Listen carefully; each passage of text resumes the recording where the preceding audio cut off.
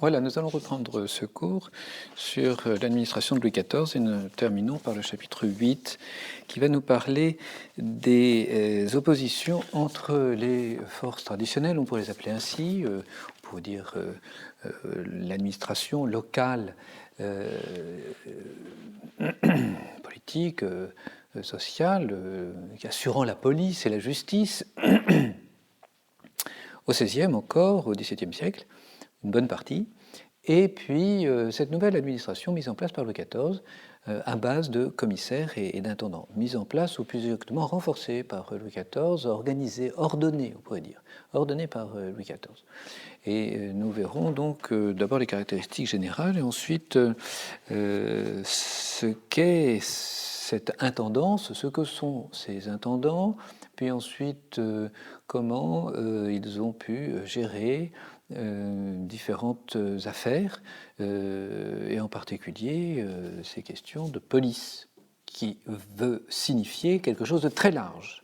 La police, c'est tout ce qui a trait à la ville, à l'organisation communautaire, en commune, n'est-ce pas? Police.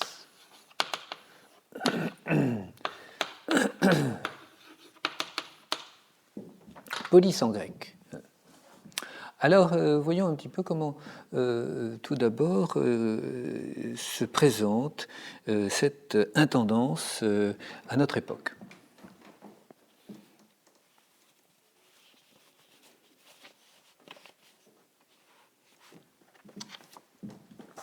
Bon, les intendants ont été, vous vous rappelez, ont été remis en cause et même supprimés.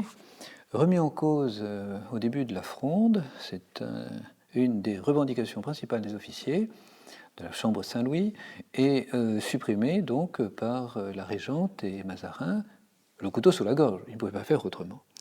En fait, ces concessions étaient temporaires et bien après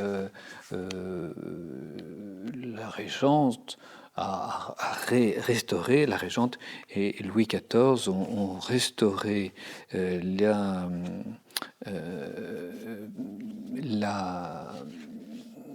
l'institution des commissaires et des intendants très rapidement.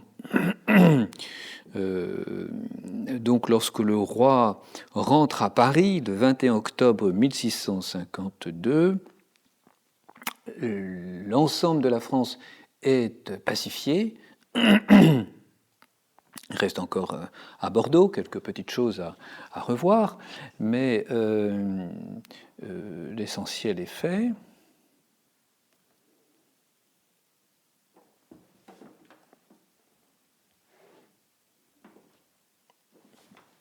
Et excusez-moi, je vais vérifier si l'enregistrement marchait bien.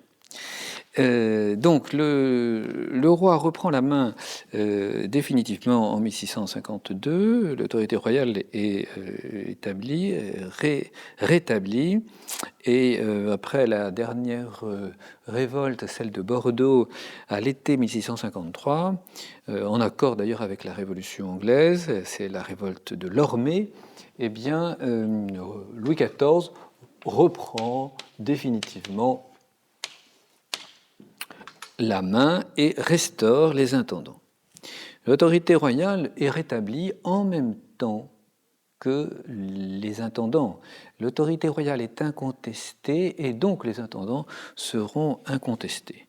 L'opinion publique, lasse de la Fronde, aspirant à une certaine paix, la tranquillité de l'ordre, va donc accepter sans grande difficulté le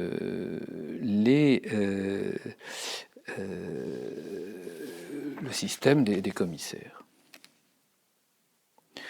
En 1658, la Normandie se révolte. Il va y avoir quelques révoltes encore sous Louis XIV. Colbert fait allusion aux intendants comme moyen privilégié pour remettre la paix, l'ordre dans cette province. Je crois qu'il serait bien à propos d'avoir de bons intendants dans les généralités suspectes et qu'ils y résidassent toujours. C'est une idée nouvelle. C'est une idée nouvelle d'un intendant permanent, résidant dans les généralités, c'est-à-dire dans les provinces.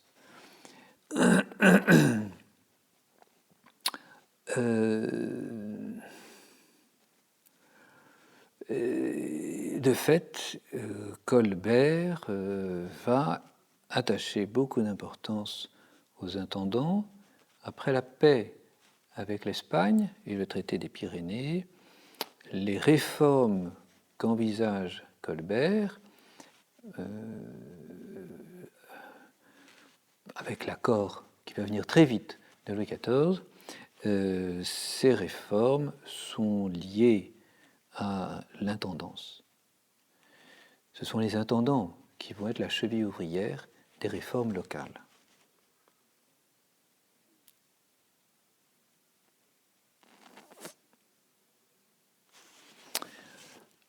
Alors, les intendants.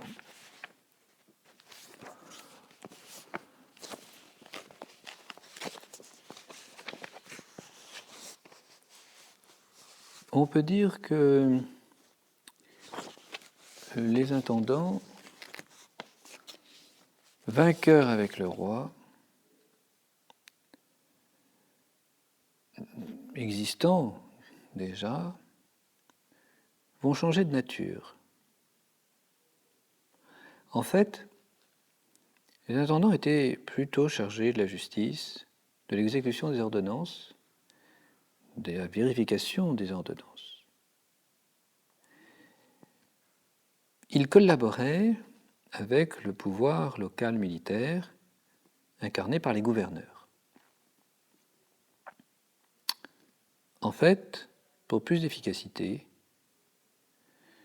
on va voir les intendants absorber tout pouvoir de justice, police et finance. C'est tout à fait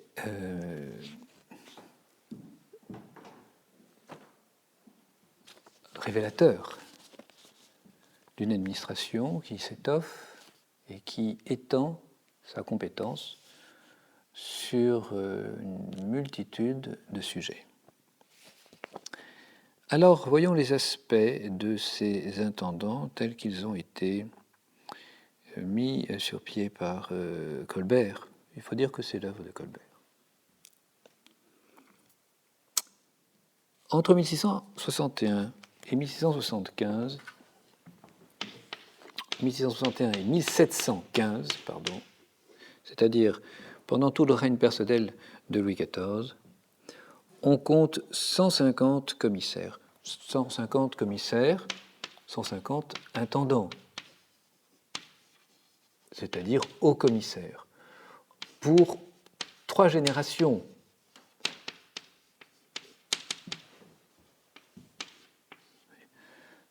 Trois générations, c'est-à-dire 60 ans, grosso modo, de 61 à 1715.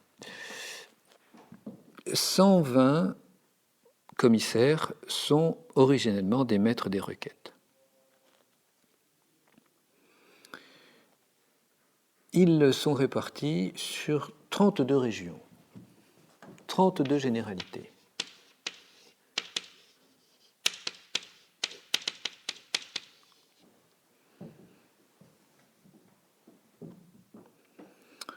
C'est un chiffre de 1678.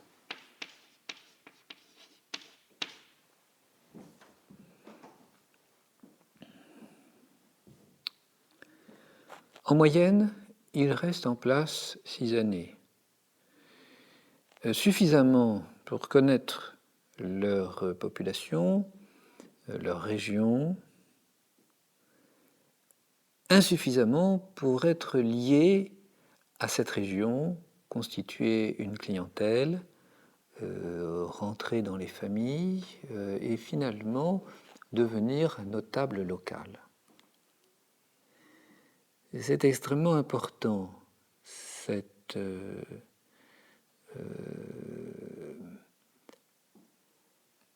mobilité des intendants. Alors c'est vrai que, comme toute administration, on a tendance à s'installer. Et finalement, vont arriver des intendants à poste fixe à partir de 1682, c'est-à-dire à l'extrême fin du règne de Colbert. 150 donc commissaires qui vont rester globalement dans la main du roi. Ce sont des agents du roi, ce sont les agents des réformes. Lorsque il y a un train de réformes importantes, accompli par Louis XIV et ses ministres, les intendants connaissent une sorte de renouvellement, une multiplication des nominations. On cherche les hommes qu'il faut selon les régions. Et donc, on en nomme de nouveau, on en limoge certains, ou on les transfère. C'est très révélateur. De 1661 à 1669, 56 nominations.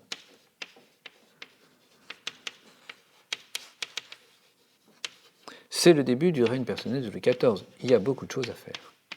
De 1682 à 1686, 40 nominations. Cette deuxième période correspond à la révocation de l'édit de Nantes. Préliminaires, conséquences, toute organisation nouvelle à mettre en place.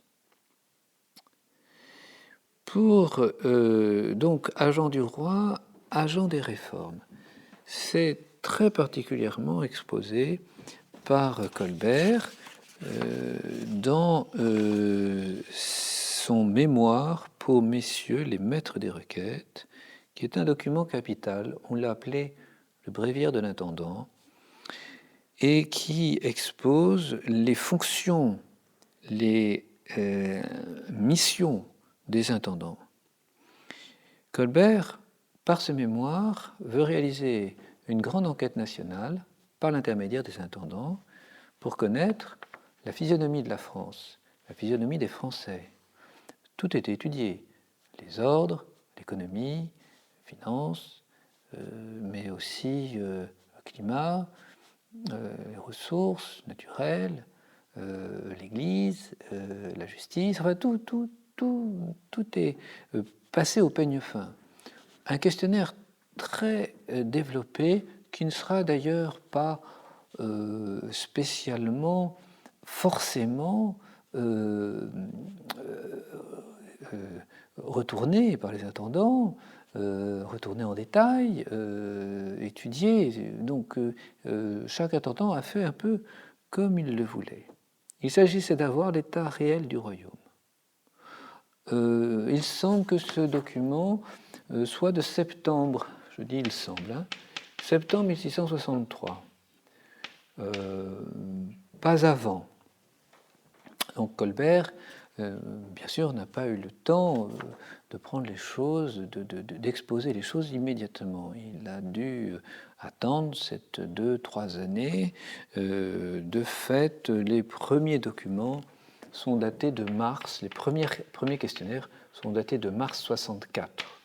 En réalité, ils sont un peu plus anciens. Cette enquête est très générale, commence ainsi. Le roi, voulant être clairement informé de l'état des provinces du dedans de son royaume, Sa Majesté a voulu que ce mémoire fût renvoyé de sa part aux sieurs maîtres des requêtes afin qu'ils puissent travailler chacun dans l'étendue de leur emploi et s'informer soigneusement et exactement de tous les articles contenus. L'enquête devait durer entre 4 et 5 mois. Et les intendants devaient parcourir plusieurs généralités afin de connaître, d'avoir une vision assez large de la France ou des parties de la France. Le nomination provisoire et la mobilité des intendants a aussi pour but non seulement qu'ils connaissent, mais aussi qu'ils appliquent les mêmes solutions, qu'il y ait une politique uniforme un peu partout en France par ces intendants, hommes accomplissant dans une généralité puis dans une autre, appliquant les mêmes recettes, on peut dire, ce qui a fonctionné. En 7 années, chaque intendant devait pouvoir avoir fait le tour du royaume. Ils auraient eu alors là une vision générale, chacun pour soi, on peut dire, de l'ensemble du royaume, et ainsi être extrêmement compétent pour ensuite administrer la généralité où ils se retrouvaient. Ce bréviaire de l'intendant va faire la fortune de toutes les générations d'intendants qui suivront et sera régulièrement réimprimé en tête des instructions. Les instructions envoyées aux intendants. Lefebvre de Caumartin, par exemple, intendant de Chalon-sur-Marne. Le 7 décembre 1666, il écrit à Colbert « Je vous supplie, monsieur, que je puisse avoir la grande instruction qui a été donnée à tous les intendants de province, afin que j'essaie de ne rien oublier pour servir dignement dans cet emploi. » Alors les intendants, pour répondre aux questions de Colbert et résoudre les problèmes, se sont tournés vers les érudits locaux, vers les officiers locaux. C'est eux qui ont été leurs agents de renseignement. Colbert, bien évidemment, voulait avoir des intendants et des commissaires particulièrement bien renseignés sur l'état de la France, car il projetait de remplacer les officiers locaux par ces commissaires. Ça ne pouvait se faire que si les commissaires étaient compétents. En particulier, Colbert voulait supprimer les trésoriers généraux, ceux qui s'occupent en particulier, je le répète, ceux qui s'occupent du brevet de la taille, c'est-à-dire de la répartition de cet impôt direct.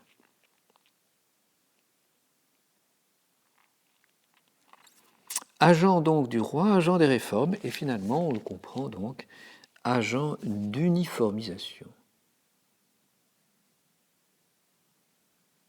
Qui fait que les intendants seront dépêchés dans les territoires nouvellement conquis. La Lorraine, par exemple, oui, le roi nominal Stanislas Lesinski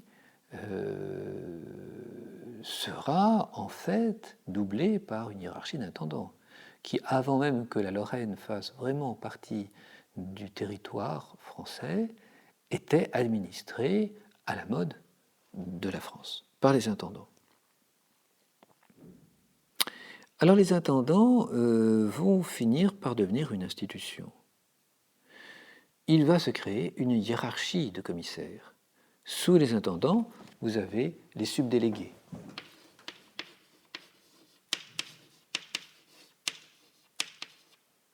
Et sous les subdélégués, des commis.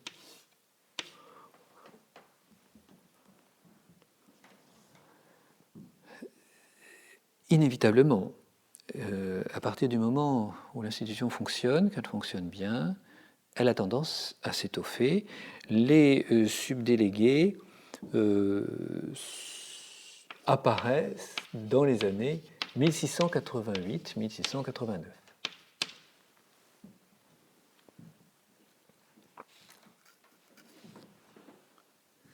Il est prévu aussi que les intendants laissent à l'intendance les papiers qui constitueront des archives.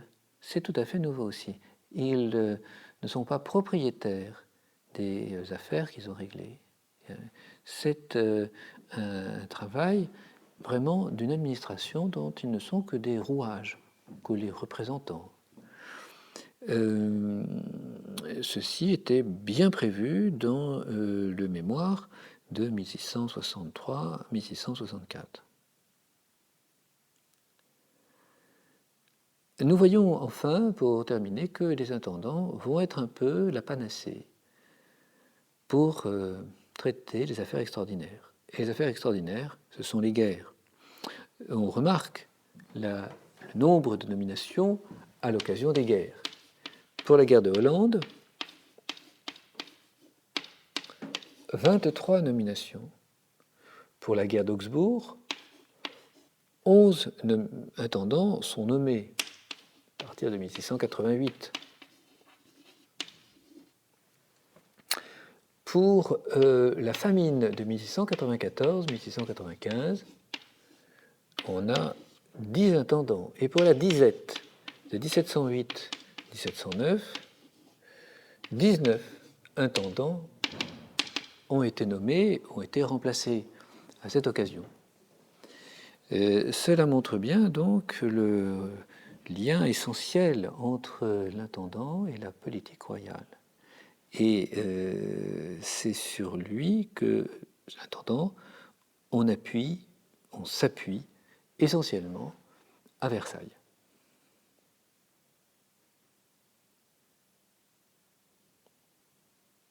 Alors, l'intendant, avec sa hiérarchie locale, qui a tendance à s'installer, pourra même être doublé par des intendants, à ce moment-là, totalement libres, on pourrait dire, totalement volatiles presque, n'est-ce pas, et qui viendront traiter des questions tout à fait particulières, ponctuelles. C'est donc une solution, c'est donc une administration qui peut être à la fois hiérarchisée et à la fois extraordinaire. Alors, on remarquera, alors par exemple, n'est-ce pas, pour la grande enquête de 1687 sur les fermes, des intendants particuliers, pour cette affaire-là, vont être nommés. Les fermes, c'est-à-dire les fermiers généraux, traitants partisans qui lèvent les impôts directs ou indirects au nom du roi. Alors, 150 intendants, 150 commissaires, en imaginant une dizaine, et il n'y en a pas tant, de collaborateurs directs, commis principaux ou délégués ou subdélégués, on arrive péniblement à 1500 commissaires. Bon. En face, il faudra bien se dire qu'il y a déjà une hiérarchie extrêmement étoffée de pouvoirs locaux, 46 000 officiers et 70 000 nobles qui représentent une autorité certaine dans les régions.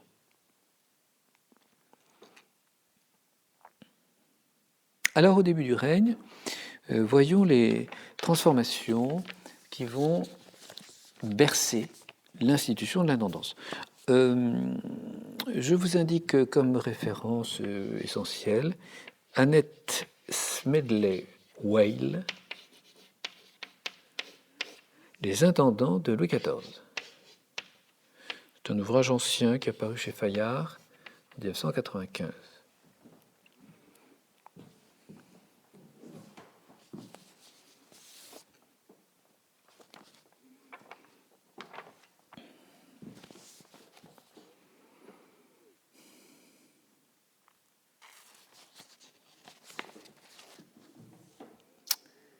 Voyons donc les transformations du début du règne. Ces transformations sont essentiellement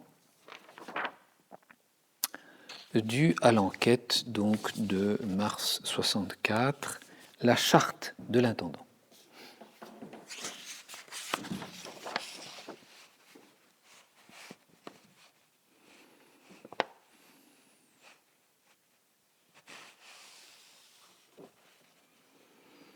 Tout d'abord, dans le domaine des finances, Colbert voulait supprimer donc les trésoriers généraux, travailler fortement à la suppression des trésoriers de France et examiner les moyens de faire cette suppression avec le moins d'injustice qu'il se pourra. Oui, puisque, vous le savez, ce sont des charges à acheter que celles des trésoriers de France. Cette première décision consistait à asseoir le pouvoir des intendants. Car le trésorier de France étant responsable de l'assiette de la taille, répartition, évaluation et répartition de la taille, du brevet de la taille, c'est évidemment une fonction extrêmement importante qui touche aux finances, à la fiscalité et donc à la vie quotidienne des Français. Si les trésoriers sont dépossédés de leur pouvoir au profit des intendants, alors évidemment, on voit l'importance que les intendants vont prendre. Les trésoriers, de fait, ont subsisté, mais le rôle des intendants pour la répartition de la taille s'est accru. L'arrêt du Conseil répartit d'abord le brevet de la taille globale entre les généralités du royaume. C'est donc le brevet de la taille. Ce brevet était soumis à l'avis des trésoriers de France, qui, après leur chevauchée, évaluaient les possibilités des Français pour payer cet impôt direct. Ils donnaient l'avis sur le brevet. On se rend compte que ces chevauchés des trésoriers de France, à partir de 1672, sont devenus insignifiants, les avis purement formels. Parce que Colbert a demandé la même chose aux intendants. Donc, à partir de 1672, vous voyez, donc, après une attente d'une dizaine d'années. Et les avis qui étaient donnés par les intendants paraissaient plus fiables que ceux des officiers, les intendants étant par nature, par définition, neutres, donc impartiaux. Ce qui n'est pas le cas des officiers trésoriers de France, qui sont des hommes du cru.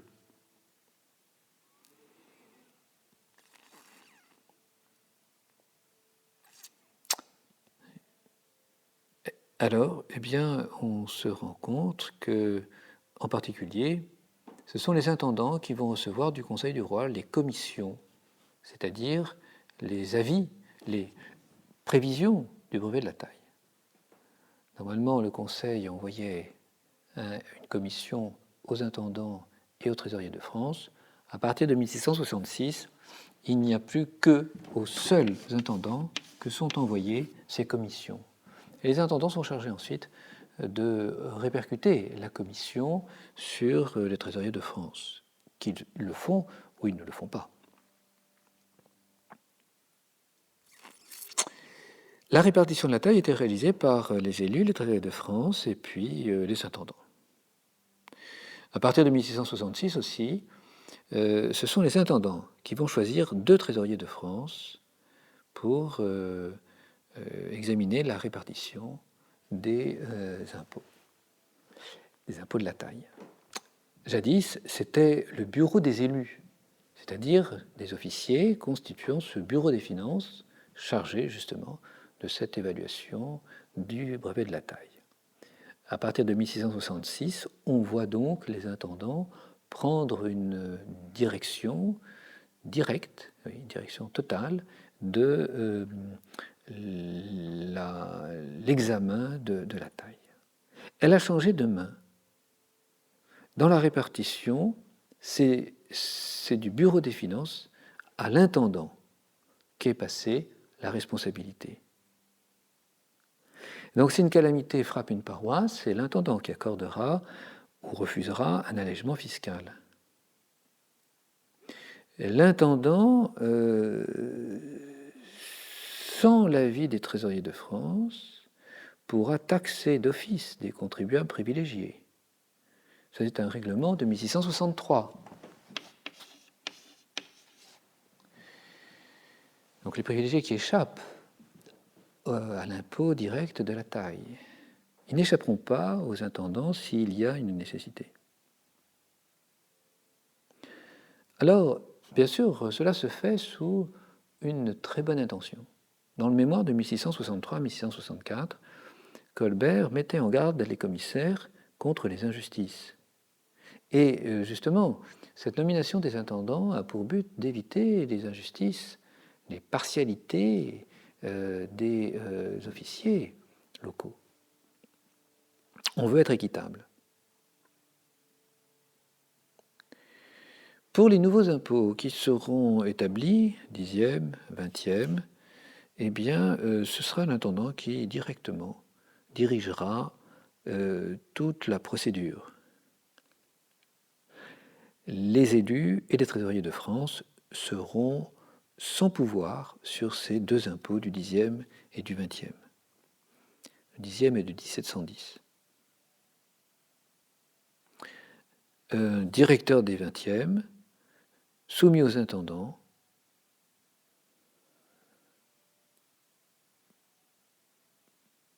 fera dresser par des contrôleurs spéciaux les rôles, c'est-à-dire la liste des contribuables.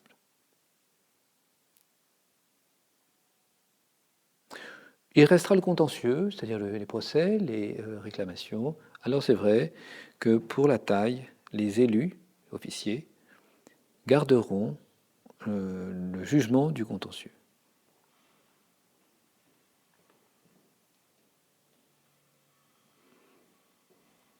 Mais en appel, c'est l'intendant qui jugera, ou le conseil du roi.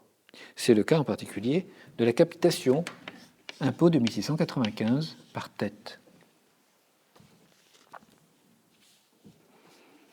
Bien évidemment, les parlements ont résisté, mais nous verrons que cette résistance n'ont pas donné lieu à des batailles juridiques importantes, que les remontrances des parlements ont été relativement ténues, et en tout cas que le roi n'en a pas tenu compte. Voyons le rôle des intendants par rapport aux communautés d'habitants. En 1663 et 1665, le roi a confié aux intendants la charge de vérifier les comptes des communautés d'habitants, c'est-à-dire, si on préfère, des villes, des villages. Ruinés par les guerres de 30 ans, puis par la Fronde, par la famine encore en 1665, grave famine, eh bien, ces communautés d'habitants se trouvaient quasiment sans le sou. Endettés, ne pouvant pas régler ses dettes, alors eh bien, les intendants ont pris la mesure du contrôle de ces communautés d'habitants et de ce fait ont exercé une véritable tutelle sur ces communautés. L'édit de 1685 demande aux intendants de dresser un état des dépenses des villes et leur permet d'établir des ordonnances sur leurs propres ressources, sur la nécessité d'établir des taxes, de lever et d'établir des taxes locales. Du coup, les villes ne peuvent plus ni vendre, ni emprunter, ni engager des procès sans autorisation de l'intendant. Voilà pour ces questions de finances qui ont été les questions principales du début du règne. C'est là que s'affirme la force des intendants face aux officiers. Sur ce point-là, Colbert et Louis XIV ne vont pas transiger.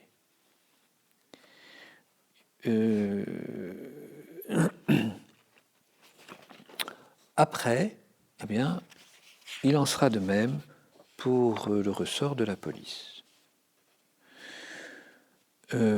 Tous ceux qui ont un pouvoir policier en France, les corps municipaux, les corps judiciaires, les corps professionnels, vont le conserver.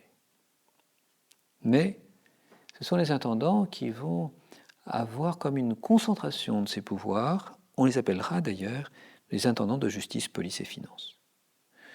Pour les ponts, pour les travaux, pour le ravitaillement, pour les affaires religieuses et militaires, pour l'observation des statuts, des corps et des communautés. Donc l'intendant devient le véritable responsable du maintien de l'ordre. Il ne l'exerce peut-être pas par lui-même, mais il le contrôle auprès des autres forces de l'ordre. Et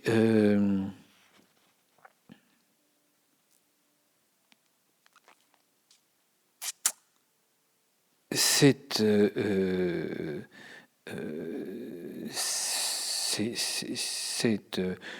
dans ces années-là que les conflits, en général, qui peuvent se développer à propos d'affaires de police, sont réglés toujours dans le sens de l'avis de l'intendant.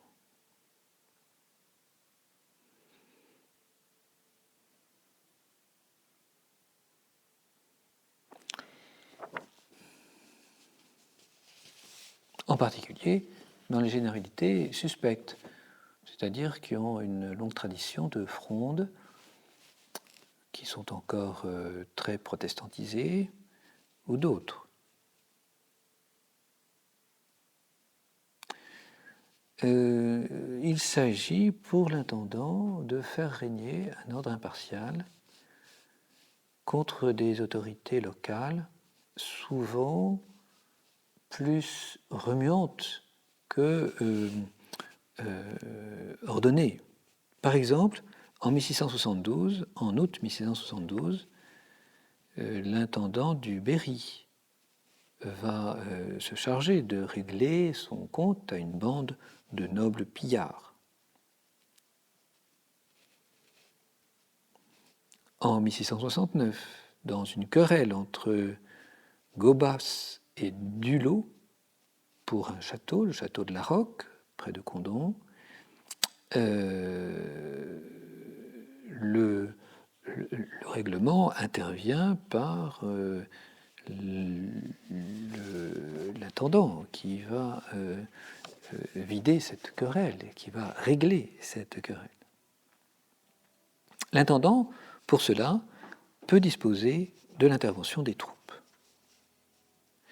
Et même, il est nécessaire, lorsque le gouverneur veut faire agir les troupes, qu'il ait la permission de l'intendant à partir de ce moment. Donc l'intendant fait marcher les troupes pour établir l'ordre. Les dragons, en particulier, seront utilisés pour faire pression sur les protestants, nous le savons, à partir de 1680. 1681. Ces dragons, ces militaires, c'est une infanterie montée, les dragons, le sont sur ordre des intendants. On peut indiquer aussi que l'intendant est un agent signalisateur. C'est lui qui fait remonter les informations jusqu'au conseil. De fait, le conseil a besoin d'être informé. Ça fait partie des rôles de conseil de la France, des Français, n'est-ce pas ? Oui, le premier conseiller du conseil, c'est le roi, c'est l'intendant. Donc agent d'exécution, mais aussi homme de contrôle. Voilà ce qu'est devenu l'intendant.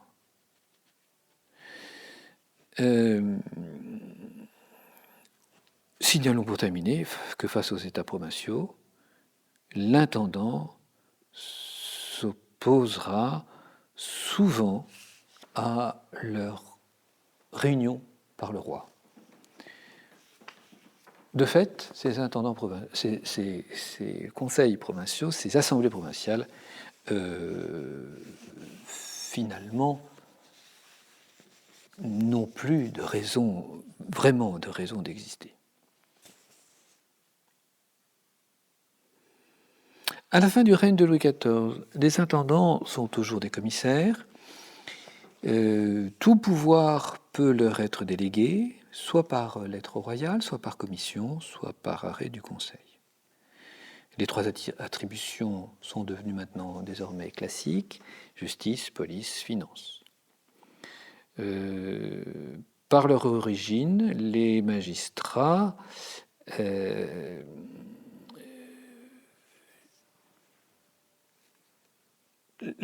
par leur origine, les intendants, on l'a vu, sont plutôt des maîtres de requête. Donc ce sont des magistrats. Souvent, ils ont été conseillers au Parlement. Leurs réunions forment les requêtes de l'hôtel.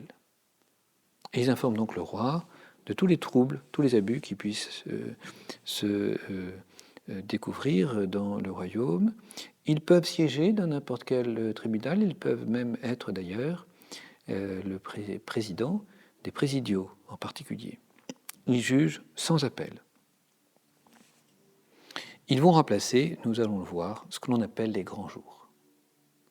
Quant à la police, ils exécutent les ordonnances, ils maintiennent l'ordre, font la chasse aux brigands, préviennent les émotions populaires, interdisent la mendicité et surveillent la religion, c'est-à-dire la religion prétendue réformée protestante. Marillac, Baville, Foucault sont des intendants qui vont avoir un rôle essentiel dans la révocation de l'édit de Nantes.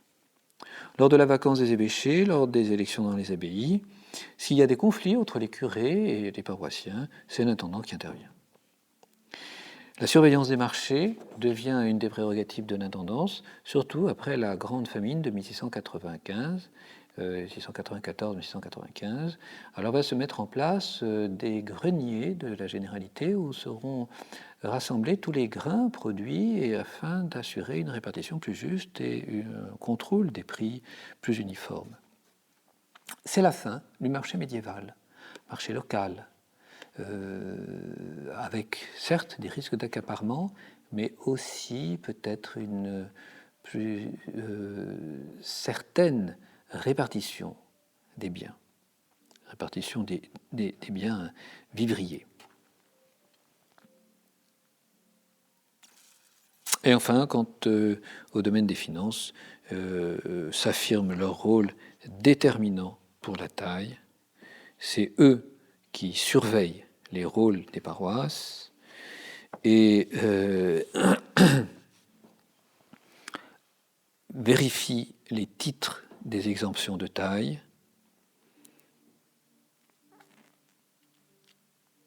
font la chasse aux usurpateurs de noblesse depuis février 1697.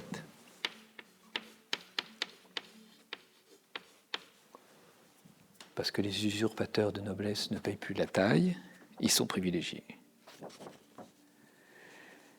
Et puis, on peut voir toutes sortes de pouvoirs très étendus, inspecteurs généraux de toutes les juridictions et les administrations, directeurs de la haute police, connaissance du contentieux administratif, possibilité de juger les officiers du roi.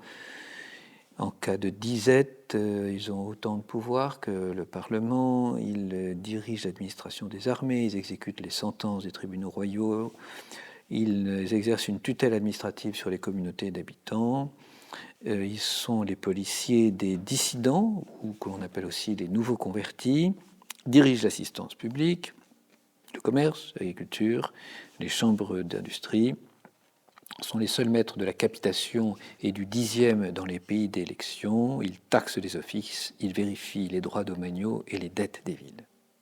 C'est vraiment devenu un organe nouveau de l'administration. Alors il faut faire attention cependant, ne pas voir là une espèce de pouvoir implacable contre lequel on ne peut rien, semblable, n'est-ce pas, à la mise en confinement de l'ensemble de la France sous peine d'amende salée. Bien évidemment, nous ne sommes pas avec 100 000 intendants et personnel de l'intendance capable de quadriller le pays. Donc il y a là quand même une certaine souplesse, deux grandes libertés au pluriel pour les sujets français. Mais il y a là une tendance, n'est-ce pas ? C'est une administration qui est créée, qui commence à fonctionner de façon indépendante, de façon autonome, et qui forcément va en venir à s'installer, se développer, avoir des procédures avec l'expérience et finir donc par dominer, on peut dire, la vie administrative des Français. Ça sera en particulier la création des subdélégués, parce que l'intendant a tellement de fonctions à exercer qu'il ne peut plus le faire sans avoir un homme de confiance, le subdélégué, qui sera capable de le remplacer lorsqu'il monte à Paris, par exemple, pour rendre compte, ou lorsqu'il est malade, ou lorsqu'il y a une vacance entre deux intendants.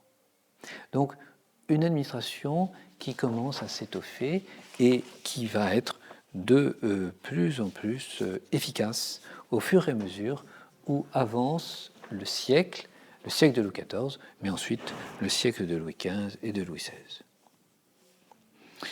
Une aile du château, d'ailleurs, du château de Versailles, sera réservée aux ministres à partir de 1682, et en particulier, cette aile du château de Versailles recevra les correspondances des intendances. Les intendants portent alors le titre officiel de commissaire des parties, en un seul mot, c'est-à-dire commissaire envoyé, commissaire des parties, pour l'exécution des ordres du roi dans les provinces. Bien, la nomination des intendants, en deux mots, pour les provinces frontières, Dauphiné, Roussillon, Franche-Comté, Lorraine, les trois évêchés, l'Alsace, l'Artois, la Flandre, c'est le secrétaire d'État à la guerre. Pour celle du centre du royaume, c'est le contrôleur général. Tous les intendants, quels qu'ils soient, correspondent d'ailleurs avec le contrôleur général.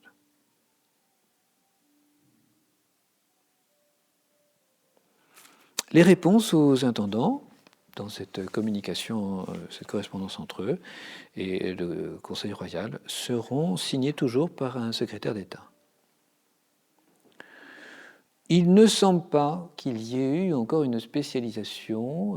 Les secrétaires d'État nomment peut-être, certains secrétaires nomment à certaines généralités, mais en fait, il n'y a pas vraiment de spécialité, c'est-à-dire un intendant ne dépend pas exclusivement de tel ou de tel autre secrétaire d'État. Ils peuvent correspondre avec tous les secrétaires d'État, quels qu'ils soient. Dans la deuxième partie du règne, une certaine uniformité s'installe dans le texte des commissions, c'est-à-dire des nominations, qui sont délivrées au nom du roi et sous forme de lettres patentes. Donc ça, c'est le petit côté technique de cette question.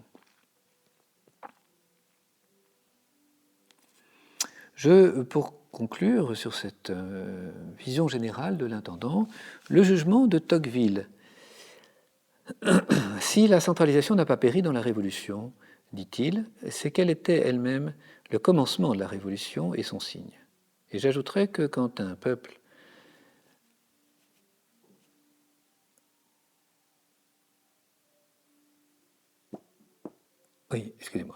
Et j'ajouterais que quand un peuple a détruit dans son sein l'aristocratie, il court vers la centralisation comme de lui-même. Réflexion intéressante de Tocqueville, qui a bien étudié l'Ancien Régime, qui a étudié aussi le régime américain au XIXe siècle, donc plus sociologue qu'historien, plus philosophe finalement que praticien. Tocqueville voit bien que cette tendance est le signe très certainement d'une crise d'identité de la noblesse et que l'intendant remplace le noble parce que le noble, finalement, n'est plus noble. Voltaire va féliciter le roi pour cette rationalisation. L'État devint un tout régulier dont chaque ligne aboutit au centre, dit-il, et aboutit au centre par l'intendant, c'est ça. Et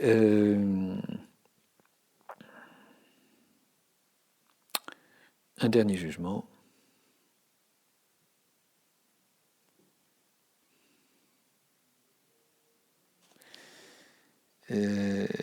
Cette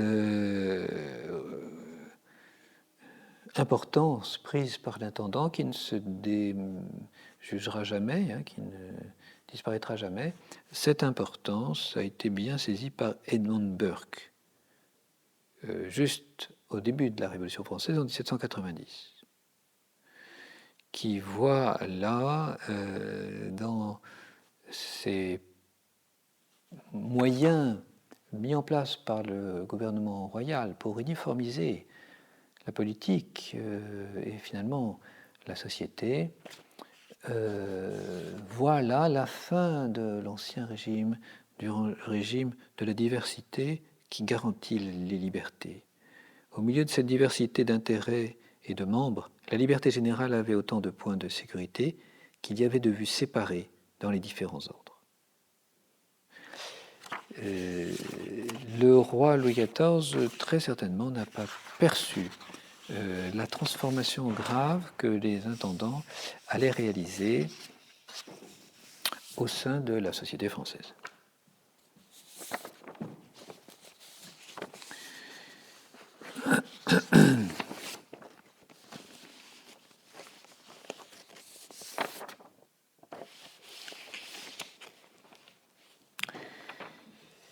Je vais vous maintenant présenter quelques affaires particulières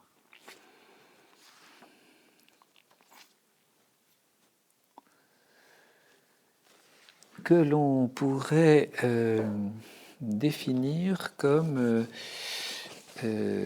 l'abaissement des pouvoirs traditionnels.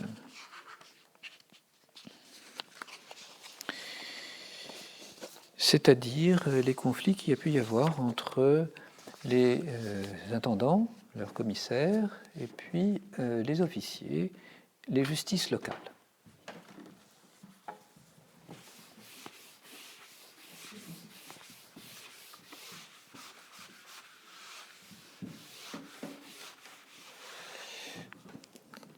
Tout d'abord, les officiers, il s'agira de réduire leur nombre. C'est une politique constante que les rois ont essayé de mener depuis bien longtemps.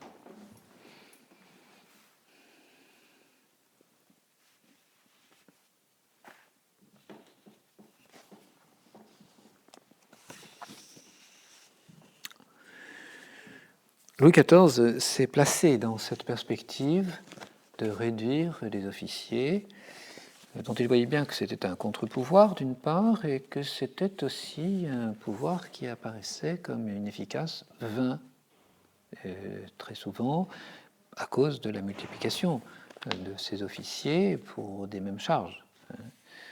Il n'était en mesure de traiter les affaires qu'un quart de l'année, et dans les 3 autres quarts, l'officier ne servait à rien. Réduire leur nombre, réduire leur traitement, c'était le double but du roi. La première mesure remonte en août 1661, lorsque Louis XIV supprime les élections, les élus, qui ont été créés depuis 1630, 1er janvier 1630. Donc, il s'agit d'une mesure d'août 1661. Donc 30 ans de création d'offices supprimés. Ce sont seulement les grandes dépenses des guerres pour la défense du royaume qui ont conduit à la création de ces offices. On a attribué tellement de gages et de droits à ces offices que la meilleure part des habitants des villes qui s'occupaient auparavant de diverses professions utiles au bien commun de l'État les ont toutes désertées pour s'adonner au seul exercice des charges. C'était le constat que faisait le roi. Ces offices multipliés ont attiré le meilleur de l'élite municipale qui a été perdue alors pour des fonctions plus lucratives, économiques. Notre État souffre, le commerce est abandonné, les manufactures désertées, les autres états nécessaires à l'usage de la vie sont languissants. Le grand nombre des officiers, surtout dans les tailles et dans les gabelles, multiplie le nombre des exempts. Il en résulte des procès entre contribuables à cause de l'inégalité des assiettes. En exempt de la taille et des autres impôts les plus riches, le peuple des campagnes ont du mal à subsister. Donc supprimer des élections, supprimer des trésoriers généraux et provinciaux, supprimer des contrôleurs généraux des vivres, supprimer des payeurs de régiments, de garnisons de province, c'était aussi supprimer d'éventuels exempts, d'éventuels privilégiés. Premier édit en 1661, deuxième édit en 1663, suppression des offices quadriennaux.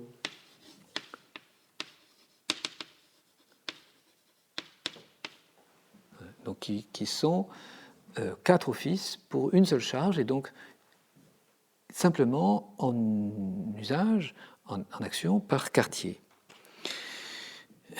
Les offices triennaux exerçaient 1 an sur 3, ou un tiers de l'année. Les offices quadriennaux, c'est 1 an sur 4. On les a créés à partir de 1645, surtout entre 45 et 53. C'était une nécessité de la guerre de 30 ans. Cependant, le roi n'a pas pu tout rembourser. Il a dû donc faire banqueroute. Les anciens officiers supprimés, compte tenu de l'avantage qu'ils avaient de demeurer, ont été chargés de rembourser les offices que l'on supprimait. Ils ont accepté, parce que c'est ceux qui demeuraient officiers, eh bien, récupéraient les gages des autres et les épices.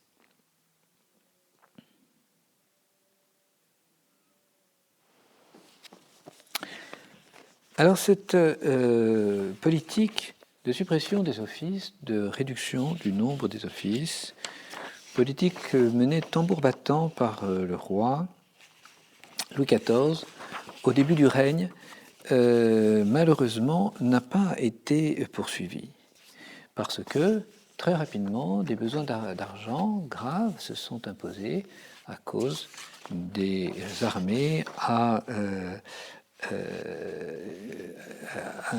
lever et à nourrir, à équiper.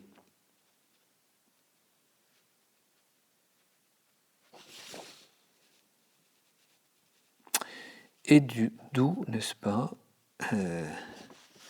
l'impossibilité de mener jusqu'au bout cette politique. Alors, un mémoire sur la réformation de la justice, 15 mai 1665, avait envisagé la réduction du nombre des officiers de justice, cette fois-ci.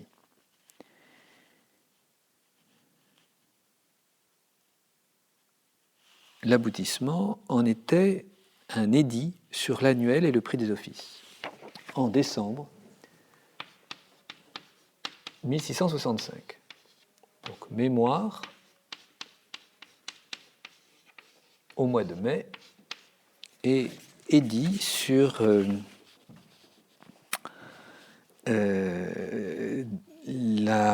l'annuel et le prix des offices. Donc l'annuel, vous voyez de quoi il s'agit? Il s'agit de la Paulette. Dans cet édit de décembre 1665, le roi rétablissait l'annuel pour 3 années, mais il se réservait le pouvoir, lorsque un officier résignerait son office, de supprimer l'office ou de choisir le successeur à l'officier en imposant donc au successeur de donner à l'officier résignant la somme correspondante. Le roi fixait le prix des charges. Il fixait un maximum. Cette décision de décembre 1665 avait donc pour but de pouvoir mettre la main de façon générale sur toute résignation d'office. Et l'idée du roi, Louis XIV, était de pouvoir racheter les offices, les supprimer, et non pas qu'ils repartent dans les mains de nouveaux officiers plus jeunes et que demeurent alors ces offices encore viables. En février 1665, 1669, nouvelle déclaration sur l'annuel. Le droit annuel, la Paulette, est nuisible à la justice. Il est nécessaire de ne plus l'accorder.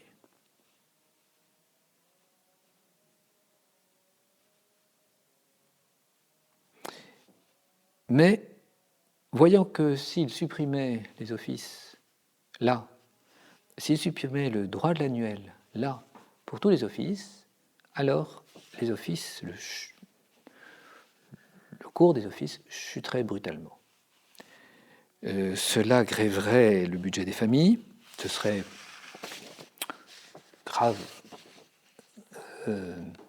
de graves conséquences, n'est-ce pas, pour les officiers. Donc, le roi prit pour décision que l'annuel serait reconduit tous les 3 ans, et non pas tous les 9 ans, comme c'était le cas auparavant.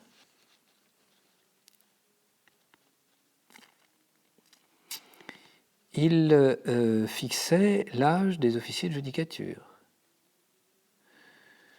Il fallait 40 ans pour être président de cour souveraine, 37 pour être maître des requêtes, 30 ans pour être avocat, 27 pour être conseiller ou auditeur.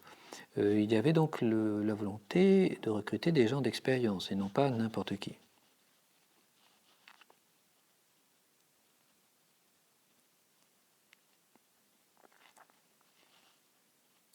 Les parents au premier, deuxième et troisième degré, c'est-à-dire père, frère, et les alliés, beau-père, ne pouvaient être reçus pour exercer un office. Donc il y avait des limitations pour le legs de ces offices. Enfin, l'édit de Saint-Germain-en-Laye, la même année, réglementait les ventes d'office.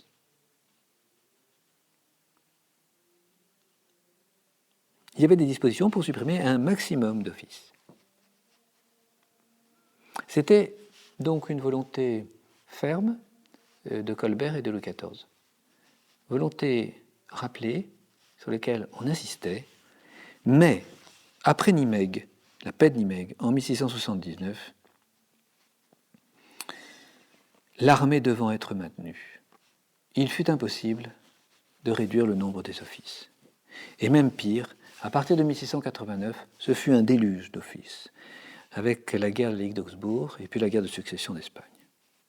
On a inventé des dizaines de nouveaux offices, contrôleurs, lotisseurs, déchargeurs de cuir, maîtres gardes jurés, syndics des communautés, courtiers vendeurs de meubles, maîtres compagnons tisseurs d'or à Lyon, contrôleurs mouleurs de bois, vendeurs de sel à la petite mesure, etc., etc., conservateurs des étalons, commissaires, concierges de la halle au drap, contrôleurs du suif, pas juif. Ces offices se vendaient mal, ils faisaient baisser le prix de l'ensemble des offices. Alors on rajoutait des avantages, par exemple pour les offices de charge d'artillerie en 1704, on accorde l'hérédité, on fait crédit pour ceux qui ne peuvent pas tout acheter immédiatement, on donne la possibilité de jouir immédiatement des gages. Les offices sont trop nombreux, ils se vendent mal. Ce sont des augmentations de gages qui font fuir les officiers. Pour toucher les gages, non seulement il fallait acheter l'office, mais il fallait verser un capital supplémentaire. C'était une forme d'emprunt forcé. On se rend compte, n'est-ce pas, que le système de l'office et de la multiplication des offices en venait à tuer. Le système de la vénalité des offices, excusez-moi, et la multiplication des offices en venait à tuer littéralement ce qu'on aurait pu appeler une poule aux œufs d'or. Ces offices se vendant mal, on aura des fermiers qui achèteront les offices. Par exemple, Poisson de Bourvalais sera chargé de vendre les offices, et donc pour cela, comme un fermier, il achète les offices de 1689 à 1699. En 10 ans, il va passer 41 traités avec le roi pour une valeur de 118 millions de livres. 41 traités d'office à vendre, dont il se charge de faire le commerce. De 1700 à 1713, le même Poisson de Bourvalais établit 84 traités avec le roi pour une somme de 136 747 livres.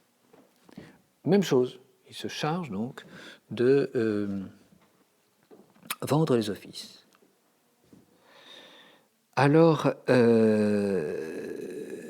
cette situation, évidemment, est extrêmement défavorable aux offices et aux officiers. Et c'est de cette époque que date un certain déclin, il faut le dire, de la fonction publique. Réduire leur nombre, réduire leur pouvoir, c'est la deuxième orientation du règne de Louis XIV. Le pouvoir des officiers, c'est en particulier le pouvoir d'honneur. Et là, Louis XIV a ôté au Parlement et au cours des aides, en 1661, le titre de cour souveraine pour cour supérieure. La dernière mention de cour souveraine date du 31 août 1665.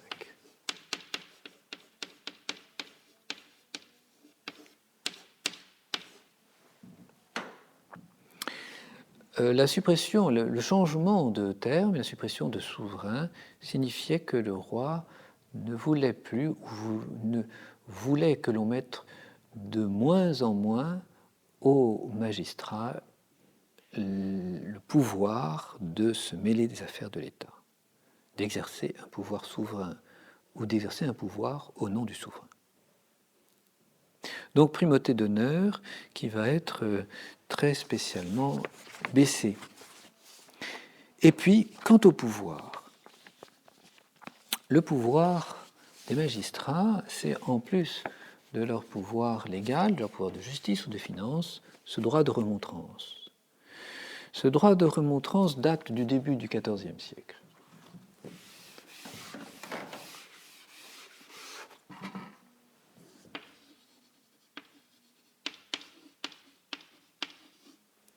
Ce n'est pas un droit, c'est un devoir. Tous les sujets ont un devoir de remontrer au roi pour qu'il exerce mieux la justice, pour qu'il conçoive le mieux la législation. Ce droit de remontrance, c'est un devoir de conseil à rendre au roi. Il a été confirmé à plusieurs reprises. Je vous indique en 1563 la déclaration de Moulins,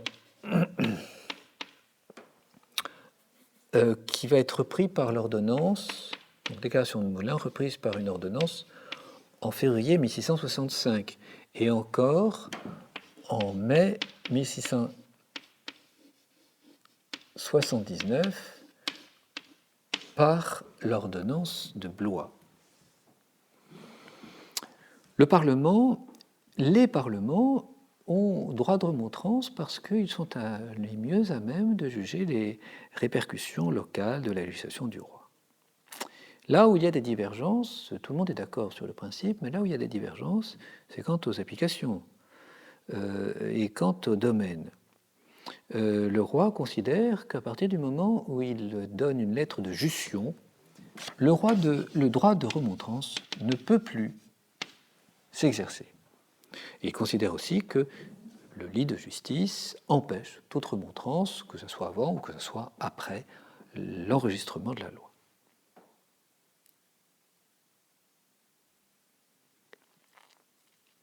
Les magistrats ont tendance à considérer qu'ils sont les héritiers des placitas mérovingiens, c'est-à-dire des grandes réunions de printemps où la noblesse mérovingienne se faisait comme conseillers, états généraux, si vous voulez, du roi, mais même avec un certain pouvoir décisionnaire ou discrétionnaire. On a parlé aussi de la curia, la curie des Capétiens, ou encore, c'était plus prestigieux, le Sénat romain. Au nom de ces lointains ancêtres, dit le Parlement, il y a un pouvoir législatif, un certain pouvoir législatif qui lui appartient. Ce sont les revendications de la fronde des magistrats de 1648. Les rois, eux, veulent absolument empêcher les empiétements des magistrats en matière politique. Les affaires de l'État leur sont interdites. François Ier, par un édit de juillet 1527,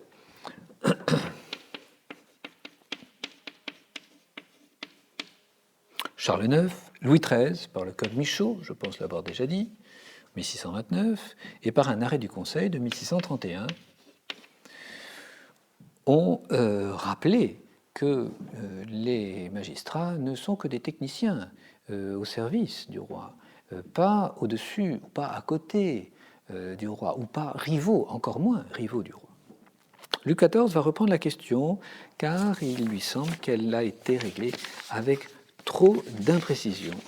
Et il le fait à partir de 1666.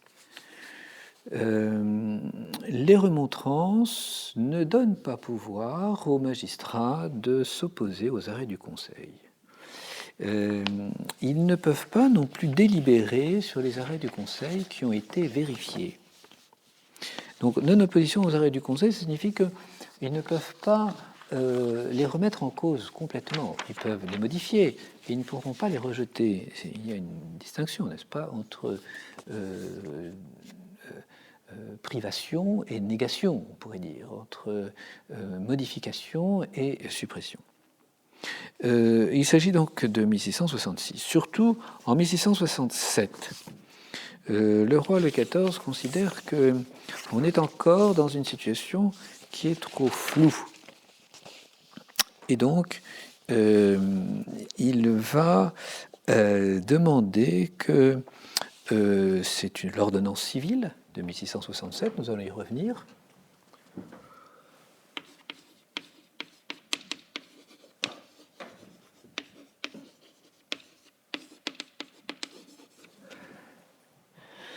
Il va demander que les vérifications qui sont faites par les parlements des arrêts du Conseil soient faites dans des délais très brefs pour les remontrances. Les députés viendront chez le chancelier faire leurs observations. Ce ne sera plus un corps qui délibère, ça ira plus vite. Le droit de conseil sera honoré, le principe reste sauf. Et s'il y a des modifications à faire, elles le seront en présence du roi immédiatement.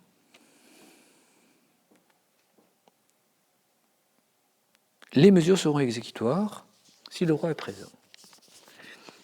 Il n'y aura pas de possibilité de revenir des remontrances après vérification ou enregistrement. Le délai, si le roi n'est pas présent, le délai de remontrance est extrêmement court, pas plus de 6 semaines. Passé ce délai, le roi, n'est-ce pas, peut exiger l'enregistrement de la loi immédiatement. Il s'agit donc de cette ordonnance civile, titre 1, article 2, 4 à 7.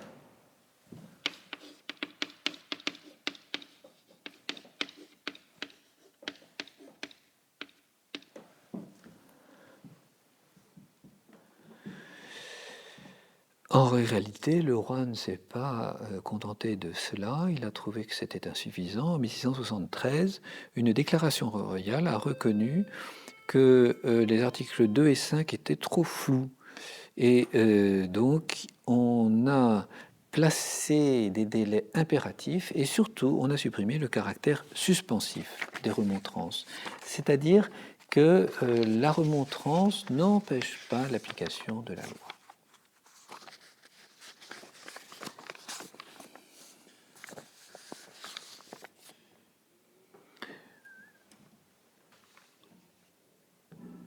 Pour les lettres patentes, l'enregistrement ne pourra exercer aucune modification, restriction ni autre clause. Donc il s'agit d'une déclaration du 24 février 1673.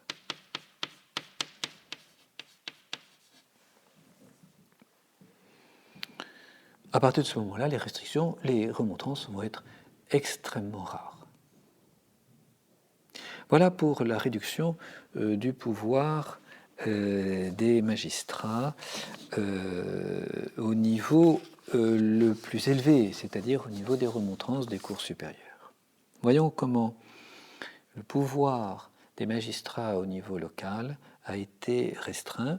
Ce sera l'objet de notre prochain cours. Je vous souhaite une bonne soirée et j'espère que vous arrivez à supporter ce confinement dont je n'hésite pas à dire qu'il est complètement idiot.